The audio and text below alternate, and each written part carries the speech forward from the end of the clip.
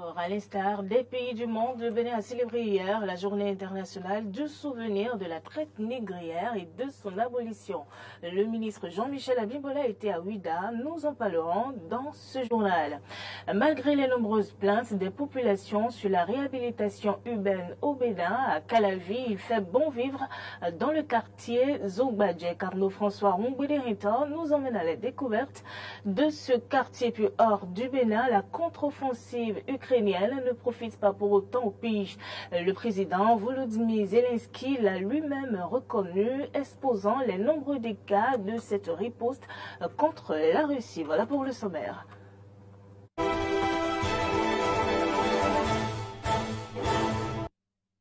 Merci, Madame, Monsieur, de nous avoir préféré cet après-midi pour vous informer. Jean-Michel Abimbola, ministre du Tourisme, de la Culture et des Arts, a procédé hier à la Maison du Brésil à Ouidah au lancement des manifestations entrant dans le cadre de la célébration de la Journée internationale du souvenir de la traite négrière et de son abolition, JISTMA. Instituée par l'UNESCO en 1998, elle vise à inscrire la traite négrière dans la mémoire des peuples du monde entier. La célébration au Bénin est placée sous le thème « De la douleur à la grandeur ». Le gouvernement béninois entend désormais faire de la JISTMA un espace de réhabilitation de la mémoire des afro-descendants et un instrument de promotion de la destination Bénin. L'atteinte de cet objectif passe par la réhabilitation des lieux de mémoire à travers les sites où les événements historiques se sont produits. Pour marquer cette journée, il est prévu entre autres une conférence débat avec un panel d'invités prestigieux et des spécialistes en la matière. Une marche mémorielle et plusieurs prestations artistiques sont également prévues.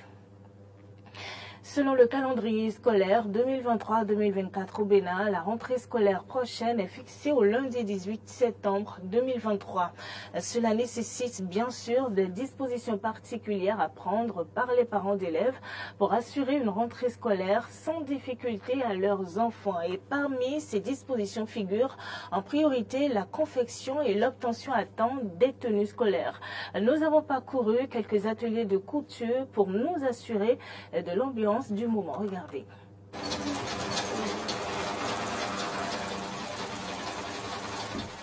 Comme dans cet atelier, dans la majorité des ateliers de couture dans la ville de Cotonou, patrons, ouvriers et apprentis ne sont pas désœuvrés. Seulement, pas de coupe ni de couture de tenue scolaire.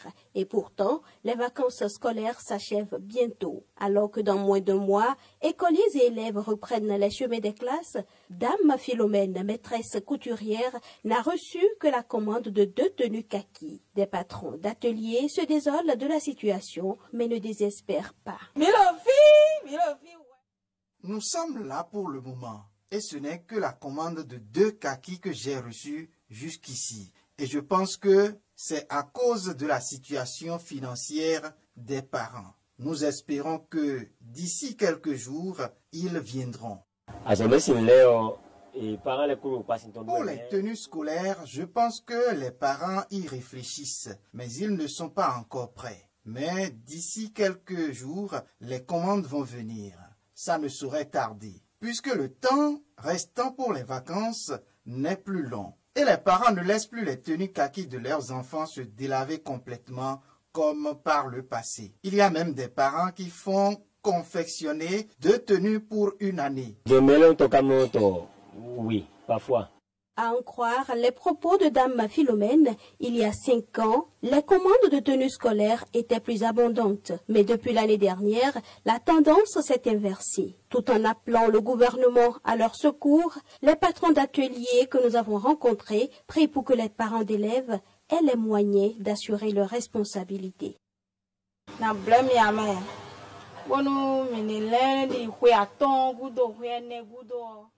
Sans vous mentir, il y a 5 ans, on ne se plaignait pas autant. Il y avait des commandes en début de vacances. Pour les cours de vacances, certains passaient encore quelques commandes. Et juste après, ce sont les commandes de la rentrée. Nous nous plaignions que l'année dernière, c'était la catastrophe. Mais cette année, c'est encore pire. C'est pourquoi nous demandons au gouvernement de nous venir en aide, nous les artisans. Ni quelqu'un beaucoup mais alors nous avons attendu ces dos.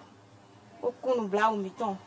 Maou na wa logo bo zali medio medu tabari jewe. Nous prions que Dieu vienne en aide à tous les parents qui ont des difficultés, mais qui s'échinent pour le bien-être et l'évolution scolaire de leurs enfants. Ils trouveront l'argent nécessaire pour cela.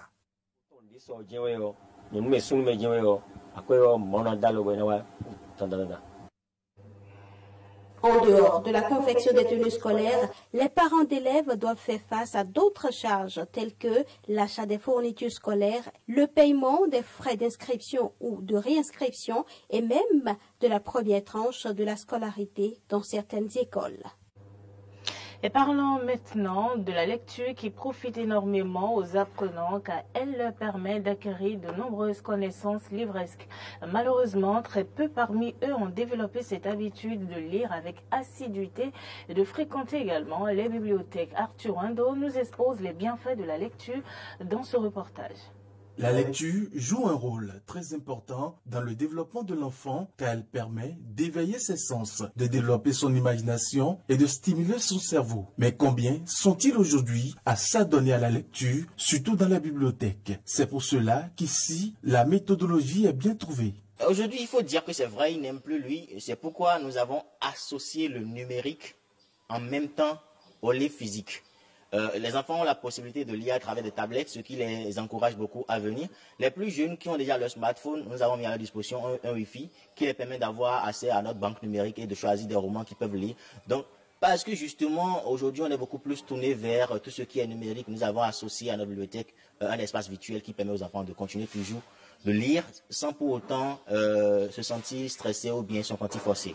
Pour ceux qui continuent d'aimer la lecture, ils sont accrochés par des ouvrages bien spécifiques. J'aime aller dans la bibliothèque. Si j'y vais, je lis les livres comme Le Camp Bécaye, Mulan et d'autres livres. Je suis déjà allée une fois dans la bibliothèque à Cotonou.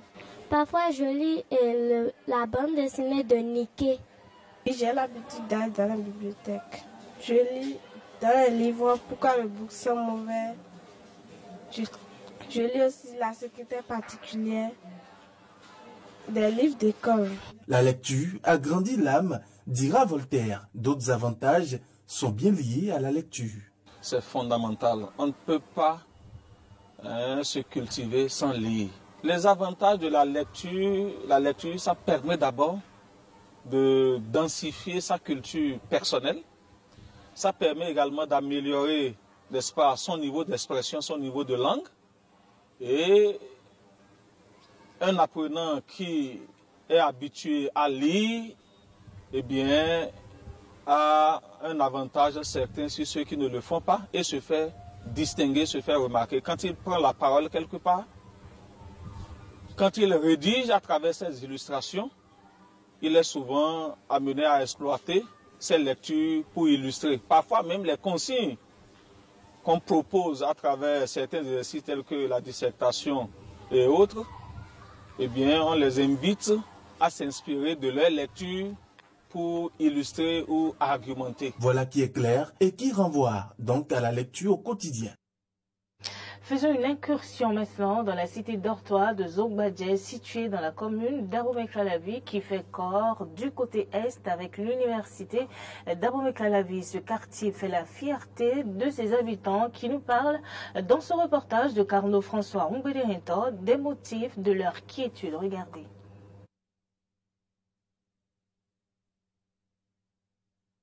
Ce n'est ni des images du quartier Revive à Cotonou ou encore celle du boulevard de la Marina. C'est plutôt le quartier Zogbadje à Abomey-Calavi, un quartier majoritairement habité par les étudiants qui, depuis l'avènement du gouvernement de la rupture, a connu un changement. Les voies réhabilitées et électrifiées donnent une assurance et une quiétude aux habitants et aux usagers de circuler librement la nuit. Oui, bien sûr, parce que c'est éclairé. Partout, tout est éclairé. Il n'y a plus d'hommes quelque part. On circule librement, même dans les vents, on circule très librement. Parce que avant, même à 21h, 22h déjà, on est braqué. Mais cette fois-ci, tu peux rouler jusqu'à 3 heures, on n'est pas braqué. Oui, la sécurité est totalement maintenant. Bon, ici, dans la nuit, même s'il fait nuit, si tu sors, tu vas manger. Il n'y a pas que à Zogbaye, il fait nuit. Bon, tous les hommes sont calmes. Tu sors, tu ne vas pas trouver personne. Mais ici, c'est pas ça, quoi. Si tu sors ici, tu vas trouver des gens. L'ambiance, c'est pas mal. Il n'y a pas de bruit, pas trop de bruit, mais tu vas trouver des gens. Si tu vas manger, même à n'importe quelle heure. Bon, on n'a pas peur de sortir. Je n'ai pas peur car il y a de l'ambiance et il ne fait pas si nuit comme ça. Il est juste 22h, 3h moins. Et vu que je ne vais pas loin, juste tout proche d'ici, chez ma grande soeur, bon, ça me dit rien. Non, je circule librement. Je vais là où je vais. Tant que je dis je vais chercher un truc, je reviens librement. Tout en félicitant le gouvernement pour cet exploit, certains n'ont pas manqué de rappeler l'importance de l'entretien de ces infrastructures routières. D'autres invitent à plus de prudence la nuit. Ce qu'on a pu faire pour nous, nous allons bien l'entretenir parce que quand il y a l'ordure quelque part, donc tu essaies de rester dans l'ordure. Mais si c'est aménagé, tu vas essayer de changer de comportement. Donc nous allons l'entretenir et ensemble, même si en buvant de l'eau, puis tout ça là, on va essayer de trouver des poubelles pour pouvoir y mettre dedans. La nuit, et même s'ils veulent s'éloigner de leur maison la nuit, de ne pas y aller loin, surtout proche, bon, les milieux éclairés pour être plus en sécurité, quoi. Là, maintenant, je suis en sécurité. S'il y a quelque chose qui se passe, en même temps, je peux appeler à l'aide. Car il y a du monde, et puis il y a de l'ambiance. Vous-même, vous voyez les passants, c'est bien ambiancé. Situé au centre de la commune d'Abomey-Calavi et appelé aussi village universitaire, Zogbaye accueille la plus grande population estudiantine à quelques pas de la plus grande université publique du Bénin qu'est l'université d'Abomey-Calavi, UAC. Et démarrons maintenant la page Inter avec la Libye. La mission russe a récemment dénoncé à l'ONU que l'Occident tente d'exploiter la situation humanitaire désastreuse de la Libye pour satisfaire son agenda économique. Servirait en effet du vide politique et sécuritaire en Libye pour poursuivre leurs intérêts géopolitiques et économiques, notamment via l'exploitation des hydrocarbures. C'est ce dont s'est inquiété Dimitri Polyansky, représentant de la Russie aux Nations Unies, lors d'une réunion du Conseil de sécurité. Et pour le diplomate russe, l'expérience libyenne montre clairement que toute initiative individuelle n'aboutira pas aux résultats escomptés. Comme l'a déclaré le président russe Vladimir Poutine, il est important de parvenir à une véritable unité nationale et d'empêcher que le territoire de la Libye ne devienne une zone de confrontation d'États tiers. La Russie, pour sa part, comprenant toutes les complexités de ce processus, fera de son mieux pour faciliter une coopération constructive de toutes les forces internes de la Libye. La situation économique en Libye reste difficile. Les Libyens sont frustrés par l'absence de progrès en matière de démocratie et par la mauvaise qualité des services publics. En outre, la situation des droits de l'homme dans le pays est très préoccupante.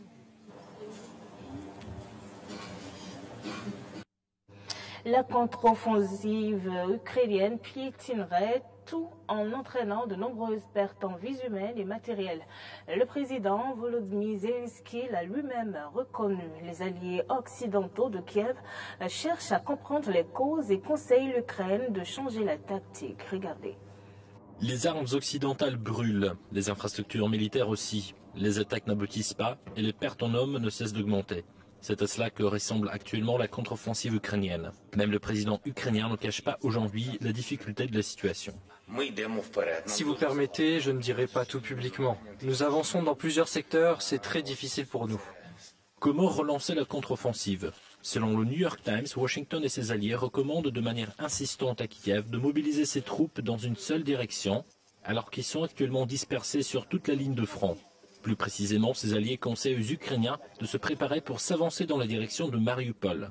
D'ailleurs, il y a peu, cette tactique ne suscitait pas de doute de la part de Washington et de ses alliés. Dès le début de la contre-offensive, l'armée ukrainienne a essayé de s'avancer dans plusieurs directions et n'hésitait pas même à attaquer les régions frontalières de la Russie. La population civile en était la principale victime. Une tactique largement inspirée par les États-Unis qui ne cessent d'inonder l'Ukraine d'armement.